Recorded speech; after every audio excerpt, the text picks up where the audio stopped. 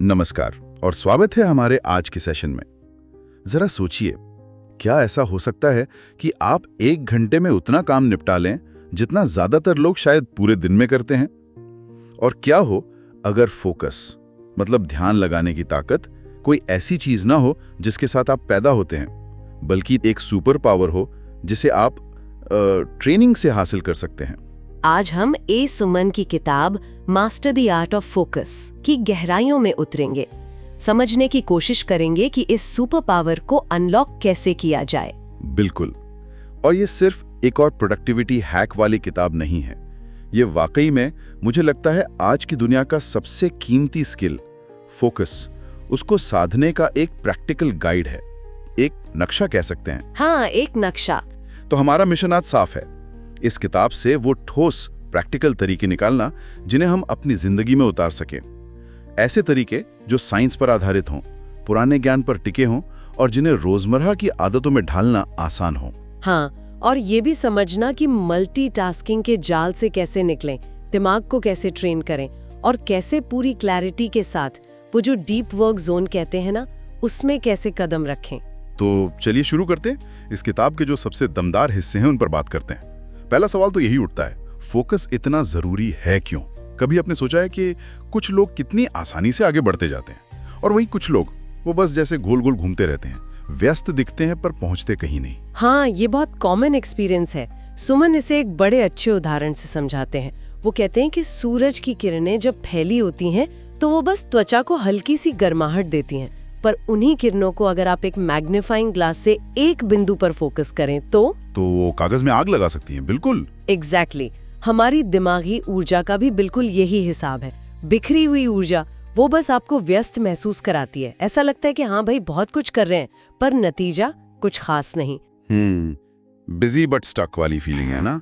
हाँ बिल्कुल। और वहीं जब आप अपनी ऊर्जा को केंद्रित करते हैं, फोकस करते हैं, तो आपको असल में रिजल्ट्स मिलते हैं, सफलता मिलती है। और किताब में एक थोड़ी कह सकते हैं चौंकाने वाली बात भी कही गई है। अच्छा, क्या? वो ये कि ध्यान भटकना मतलब डिस्ट्रैक्शन वो शायद फेल होने से भी ज्यादा खतरनाक है। ज्यादा खतरनाक? फेल होने से भी? ये कैसे? हाँ, क्योंकि देखिए, फेलियर तो आपको साफ साफ दिखता है, आप सीखते हैं और आगे बढ़ते हैं, पर डिस्ट्रैक्शन वो चुपके से आता है। वो आपका सबसे कीमती रिसोर्स, आपका वक्त चुरा लेता है। और मजे की बात यह है कि आपको अक्सर पता भी नहीं चलता। ओह, ये तो गहरी बात है। मतलब ये धीरे धीरे हमारे इरादों को, हमारे गोल्स को खोखला कर देता है बिना हमें एहसास दिलाए। बिल्कुल, ये एक साइलेंट किलर जैसा है आपकी प्रोडक्टिविटी और आपके सपनों के लिए। तो इसका मतलब ये हुआ कि जो हम अक्सर सोचते हैं ना कि आलस हमारा सबसे बड़ा दुश्मन है, वो शायद गलत है। असली दुश्मन वो ध्यान भटकाव है जो कई बार बड़े काम के होने का नकाब ओढ़े रहता है। हाँ, सुमन का तो यही तर्क है। वो कहते हैं कि प्रॉब्लम टाइम की कमी की नहीं है, प्रॉब्लम ये है कि हम अपना फोकस लीक कर रहे हैं अनजाने में। ये लीक करने वाली बात सोचने लायक है। कहाँ लीक होता है ये फोकस? अरे आजकल तो जाल हर तरफ है। वो लगातार बजते नोटिफिकेशन सोचिए, हर ऐप चाहता है आपका ध्यान खींचना। हाँ, फोन बजता है, मैसेज आता है, ईमेल का अलर्ट, खत्म ही नहीं होता। बिल्कुल। फिर वो एक साथ कई काम करने का प्रेशर या आदत, जिसे हम मल्टीटास्किंग कहते हैं। हाँ, लगता है कि हम सुपर एफिशिएंट हो रहे हैं एक साथ 10 चीजें करके। जबकि किताब साफ कहती है और न्यूरोसाइंस भी यही बताता है कि मल्टीटास्किंग असल में है ही नहीं, ये बस रैपिड टास्क स्विचिंग है। मतलब तेजी से एक काम से दूसरे पर कूदना। अच्छा, ये मल्टीटास्किंग नहीं, बस जल्दी जल्दी फोटोज बदलना है। हाँ, और हर बार जब आप ऐसा करते हैं, जब आप अपना फोकस स्विच करते हैं, तो आपके दिमाग की काम करने की क्षमता, उसकी कॉग्निटिव परफॉर्मेंस लगभग 40% तक गिर जाती है। 40%? ये तो बहुत ज्यादा है। मतलब हम सोच रहे हैं तेज हो रहे हैं, पर असल में धीमे और कम असरदार हो रहे हैं। एग्जैक्टली। धीमे भी और गलतियां करने की संभावना भी बढ़ जाती है, क्वालिटी गिरती है काम की। और फिर वो इंटरनेट ब्राउजर में खुले अनगिनत टैब्स, वो भी तो एक बड़ा डिस्ट्रैक्शन है। ओ हाँ, एक टैब से दूसरे पे कूदते रहना, रिसर्च के नाम पर शुरू करते हैं और फिर पता नहीं कहाँ पहुंच जाते हैं।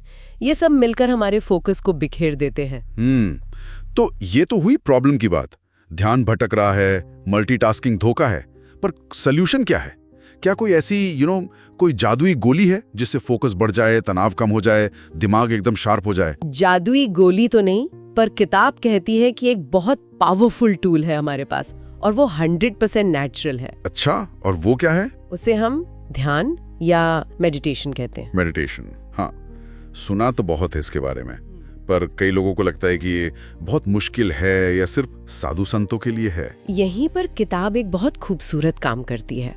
वो मेडिटेशन को बहुत प्रैक्टिकल तरीके से पेश करती है। वो आधुनिक फोकस की जरूरत को हजारों साल पुरानी इन तकनीकों से जोड़ती है। ये इंटरेस्टिंग है।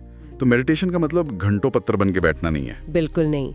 किताब साफ करती है कि मेडिटेशन असल में अपने ध्यान देने की क्षमता को ट्रेन करने का एक तरीका है, एक अभ्यास है। जैसे हम जिम जाकर अपनी मसल्स को ट्रेन करते हैं। हाँ, वेट उठाते हैं, एक्सरसाइज करते हैं। हाँ बिल्कुल, बाइसेप्स बनाने के लिए या स्टैमिना बढ़ाने के लिए। ठीक वैसे मेडिटेशन हमारे दिमाग के फोकस मसल को ट्रेन करता है। ये एक मेंटल वर्कआउट है। मेंटल वर्कआउट, ये अच्छा तरीका से समझने का। हाँ, और किताब में एक लाइन है जो मुझे बहुत पसंद आई। ध्यान सिर्फ एक आदत नहीं है, ये एक कला है जो हमारे जीवन की दिशा बदल सकती है। वाह, तो इसे शुरू कैसे करें? कोई आसान तरीका बताया है किताब में? हाँ बिल्कुल, 2 बहुत ही सरल लेकिन असरदार तकनीकें बताई गई हैं जिन्हें कोई भी शुरू कर सकता है। पहली है सांसों की गिनती। सांसों की गिनती कैसे करते हैं इसे? बहुत आसान है, बस आराम से बैठ जाइए कहीं भी जहां आपको 5-10 मिनट शांति मिल सके। आंखें बंद कर लीजिए और फिर बस अपनी सांस पर ध्यान दीजिए, जैसे वो आ रही है, जा रही है, नेचुरली। उसे कंट्रोल करने की कोशिश नहीं करनी। और हर बार जब आप सांस बाहर छोड़ें तो मन में 1 गिने, अगली बार 2, फिर 3, ऐसे 10 तक। और अगर मन भटक गया तो बीच में ख्याल आने लगे? यही तो प्रैक्टिस है। जैसे ही आपको एहसास हो कि मन भटक गया है, और वो भटकेगा ही, ये नॉर्मल है, तो बस बिना किसी झुंझलाहट के, बिना खुद को जज किए, धीरे से अपना ध्यान वापस सांस पर लाइए और गिनती फिर से 1 से शुरू कर दीजिए। अच्छा, मतलब परफेक्शन का गोल नहीं है, बल्कि वापस आने की प्रैक्टिस है। बिल्कुल, वो जो बार बार ध्यान को खींचकर वापस लाने का एक्शन है ना, वही आपके फोकस मसल को मजबूत बनाता है। और दूसरी टेक्निक? दूसरी है माइंडफुल वॉक, यानी ध्यान से चलना। ये कैसे होता है? चलते हुए ध्यान। हाँ, इसमें आपको बस धीरे धीरे चलना है और अपना सारा ध्यान, अपना पूरा फोकस सिर्फ अपने कदमों के एहसास पर रखना है। जैसे पैर जमीन को छू रहा है, उठ रहा है, 1 कदम 1 सांस, बस यही। कोई फोन नहीं, कोई गाने नहीं, कोई जल्दी नहीं, बस चलना और अपने चलने के एहसास में पूरी तरह मौजूद रहना। ये तो कहीं भी किया जा सकता है, पार्क में, घर की छत पर या ऑफिस के कॉरिडोर में भी शायद। हाँ बिल्कुल, ये छोटी छोटी प्रैक्टिसेस हैं जिन्हें आप आसानी से अपने दिन में शामिल कर सकते हैं। और किताब कहती है कि ये मानसिक मांसपेशियां बनाने जैसा है। हाँ, वही बात। जैसे रोज थोड़ा थोड़ा वजन उठाने से मसल्स बनती हैं, वैसे ही रोज थोड़ा थोड़ा ध्यान का अभ्यास करने से फोकस करने की हमारी क्षमता बढ़ती है। ये सुनने में तो बड़ा सरल और सीधा लगता है, पर शायद इसका असर गहरा होता होगा। बहुत गहरा। ये न सिर्फ फोकस सुधारता है, बल्कि स्ट्रेस कम करता है, क्लैरिटी लाता है और इमोशनल रेगुलेशन में भी मदद करता है। ठीक है, तो मेडिटेशन एक पावरफुल टूल है, लेकिन क्या सिर्फ मेडिटेशन करने से ही हम दिन भर फोकस रह पाएंगे? खासकर जब काम का प्रेशर हो, डेडलाइंस हो, क्या सिर्फ इच्छा शक्ति, विल पावर काफी है? अच्छा सवाल है, और किताब का जवाब है शायद नहीं। इच्छा शक्ति जरूरी है, पर वो एक लिमिटेड रिसोर्स है। वो दिन भर एक जैसी नहीं रहती। हाँ, सुबह तो शायद ज्यादा होती है, शाम तक कम हो जाती है। बिल्कुल, इसीलिए किताब कहती है कि टिकाऊ फोकस के लिए सिर्फ इच्छा शक्ति पर निर्भर रहने के बजाय हमें सिस्टम्स बनाने चाहिए, आदतें बनानी चाहिए। सिस्टम्स? किस तरह के सिस्टम्स? किताब में गहरे ध्यान से काम करने के लिए, जिसे वो डीप वर्क कहते हैं, उसके लिए 3 मुख्य सिस्टम सुझाए गए हैं। ओके, पहला क्या है? पहला है डीप वर्क जोन बनाना। डीप वर्क जोन, ये क्या होता है? इसका मतलब है कि आप एक खास काम चुनें जिसे आपको पूरे फोकस के साथ करना है। फिर एक शांत जगह चुनें जहां आपको डिस्टर्बेंस कम से कम हो, और फिर एक टाइम ब्लॉक तय करें, मान लीजिए 60 मिनट या 90 मिनट का। और उस ब्लॉक के दौरान सारे भटकाव बंद, कोई फोन नहीं देखना, कोई सोशल मीडिया नहीं, कोई ईमेल चेक नहीं करना, सिर्फ आप और आपका वो एक काम, पूरी तरह उसमें डूब जाना। ये तो मुश्किल लगता है आजकल। फोन को 90 मिनट तक ना देखना। मुश्किल है पर नामुमकिन नहीं, और यही सिस्टम काम आता है। आपको पहले से तय करना होगा, शायद फोन को दूसरे कमरे में रख दें या नोटिफिकेशंस बंद कर दें। माहौल तैयार करना होगा। माहौल तैयार करना, ये जरूरी है। अच्छा, दूसरा सिस्टम क्या है? दूसरा है दिन का टाइम ब्लॉकिंग। ये थोड़ा बड़े लेवल पर प्लानिंग है। टाइम ब्लॉकिंग मतलब पूरे दिन का शेड्यूल बनाना। हाँ, लेकिन एक खास तरीके से।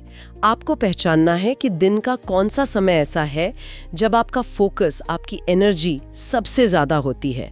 ज्यादातर लोगों के लिए ये सुबह का वक्त होता है। हाँ, फ्रेश माइंड होता है सुबह। बिल्कुल। तो किताब का सुझाव है कि आप अपने सबसे जरूरी, सबसे मुश्किल, सबसे ज्यादा फोकस मांगने वाला काम, जैसे कोई क्रिएटिव काम या कोई स्ट्रेटेजिक प्लानिंग, वो इसी पीक फोकस वाले टाइम में शेड्यूल करें। और बाकी के काम, मीटिंग्स, ईमेल, एडमिन वाले काम, वो आप दोपहर के बाद के लिए रख सकते हैं, जब एनर्जी थोड़ी कम होती है और फोकस उतना शार्प नहीं रहता। इस तरह आप अपनी बेस्ट एनर्जी को बेस्ट कामों के लिए इस्तेमाल करते हैं। ये लॉजिकल लगता है, अपनी एनर्जी के हिसाब से काम को अरेंज करना। हाँ, और तीसरा सिस्टम जो मुझे बड़ा दिलचस्प लगा वो है distraction audit. Distraction audit. Audit मतलब जांच, अपने भटकाओं की जांच। एग्जैक्टली। किताब कहती है कि आप 3 दिन तक इस बात पर ध्यान दें और नोट करें कि कौन कौन सी चीजें आपका ध्यान सबसे ज्यादा भटकाती हैं। क्या वो फोन की नोटिफिकेशंस हैं, या सोशल मीडिया चेक करने की आदत, या ऑफिस में कोई सहकर्मी बार बार आकर बात करता है, या कुछ और? हाँ, जो भी हो, ईमानदारी से उसे ट्रैक करें। फिर उन 3 दिनों के बाद देखें कि टॉप 3 डिस्ट्रैक्शंस कौन से हैं। और फिर उन्हें पहचान लिया, फिर क्या? फिर उनके लिए एक प्लान बनाएं। उन्हें या तो पूरी तरह खत्म करने की कोशिश करें, या कम से कम उन्हें कंट्रोल करने का तरीका निकालें। जैसे अगर फोन टॉप डिस्ट्रैक्शन है तो शायद डीप वर्क के दौरान उसे साइलेंट पर रखना या फ्लाइट मोड में डालना। बिल्कुल। या अगर सोशल मीडिया है तो शायद दिन में सिर्फ 1 या 2 बार चेक करने का नियम बनाना। पॉइंट ये है कि आप अपने भटकाओं को पहचानें और उनके बारे में कुछ करें, उन्हें यूं ही हावी ना होने दें। ये तीनों systems, deep work zone, time blocking और डिस्ट्रैक्शन ऑडिट, ये मिलकर एक ढांचा तैयार करते हैं फोकस के लिए। हाँ, और यहाँ एक बहुत जरूरी बात समझने वाली है। ये जो डिस्ट्रैक्शंस है ना हमारे आसपास, ये कोई एक्सीडेंट नहीं है, ये संयोग से नहीं होते। मतलब ये कि बहुत सारी एप्स, वेबसाइट्स, नोटिफिकेशंस, ये सब बहुत सोच समझ कर डिजाइन की जाती हैं। किस लिए? हमारा ध्यान खींचने के लिए, हमें एडिक्ट बनाने के लिए। ओह हाँ, ये बात तो है, वो एंगेजमेंट बढ़ाने के चक्कर में। बिल्कुल। तो अगर वो अपना सिस्टम डिजाइन कर सकते हैं हमें भटकाने के लिए, तो हम भी अपना सिस्टम डिजाइन कर सकते हैं फोकस रहने के लिए। वाह, ये बहुत पावरफुल आइडिया है। कंट्रोल वापस अपने हाथ में लेना। चुनाव हमारा है। एग्जैक्टली। हम तय कर सकते हैं कि हम अपने समय और ध्यान का इस्तेमाल कैसे करेंगे। सही कहा। तो हमने मेडिटेशन की बात की, सिस्टम्स की बात की, लेकिन ये सब एक दिन में तो नहीं हो जाएगा। फोकस बनाना एक मैराथन है, स्प्रिंट नहीं। तो इसे रोजमर्रा की जिंदगी में कैसे बनाए रखें? लॉन्ग टर्म फोकस कैसे डेवलप करें? क्या किताब इसके लिए भी कुछ बताती है? हाँ बिल्कुल। किताब इस बात पर बहुत जोर देती है कि फोकस एक स्किल है जिसे लगातार साधना पड़ता है, रोज थोड़ा थोड़ा। और इसके लिए वो एक बहुत ही सरल रोज का 3 स्टेप फोकस रिचुअल या रूटीन सुझाती है। रोज का रूटीन? अच्छा, क्या है वो? सिर्फ 3 आसान स्टेप्स हैं जिनमें कुल मिलाकर शायद 15-20 मिनट ही लगें। स्टेप 1, सुबह का क्लैरिटी सेशन, बस 5 मिनट। सुबह 5 मिनट? इसमें क्या करना है? दिन शुरू करते ही शायद अपनी चाय या कॉफी के साथ बस 5 मिनट शांत बैठकर खुद से एक सवाल पूछना है, आज वो सबसे जरूरी एक चीज कौन सी है जिसे मुझे हर हाल में पूरा करना है। बस एक चीज। सिर्फ एक? दिन भर में तो बहुत कुछ करना होता है। हाँ, पर यहाँ मकसद है प्रायोरिटी सेट करना, वो एक मोस्ट इम्पॉर्टेंट टास्क पहचानना। इससे दिन को एक दिशा मिलती है। ये क्लैरिटी देगा। ठीक है, स्टेप 1 हुआ क्लैरिटी। स्टेप 2 क्या है? स्टेप 2 है 90 मिनट का डीप वर्क स्प्रिंट। अच्छा, वो डीप वर्क जोन वाला आइडिया। हाँ, सुबह आपने जो वो एक सबसे जरूरी काम पहचाना था, अब अगले 90 मिनट उस पर पूरी तरह से फोकस करें। जो हमने पहले डिस्कस किया था, शांत जगह, नो डिस्ट्रैक्शंस, बस उस एक काम में डूब जाएं। 90 मिनट उस सबसे जरूरी काम पर। ठीक है, और स्टेप 3? स्टेप 3 है शाम का रिव्यू। ये भी बस 5 मिनट का काम है।